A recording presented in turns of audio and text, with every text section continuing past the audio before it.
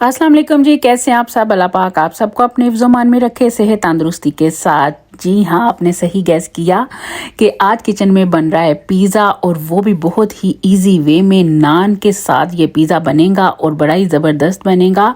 अगर किसी का क्विक पिज़्ज़ा खाने का दिल कर रहा हो तो वो जल्दी से ये वाला तरीका ज़रूर फॉलो करें, क्योंकि इसमें डो शो बनाने की ज़रूरत नहीं होती। स्ट्रेट वे आप नान लें या रोटी लें और ये पिज़्ज़ा जो है तैयार करना शुरू कर दें। इसके लिए मैंने 2-2 टेबल स्पून केचप और मेयोनीज के लिए हैं, और आधी टीस्पून मैंने इसमें मिक्स हर्ब्स डाली है, और थोड़ी सी इसमें मैंने फ्लेक चिली डाल लिया, और इन सारी चीज़ों को मिक्स करके मैंने ये देखें नान के ऊपर लगा दिया, जैसा कि पिज़्ज़े की डो के ऊपर लगाते हैं। तो ये सारी दूसरी चीज़ें ली जो कि पिज़्ज़े की टॉपिंग में यूज़ करूँगी। इसके लिए मैंने ग्रीन पेपर ली थी, और अनियन लिया था, ग्रीन चिली ली थी, स्वीट कॉर्न लिए थे, हेलोपिनो ली थी, और ब्लैक ऑलिव लिए थे, और 2 तरह की चीज़ ली है, मोज़रेला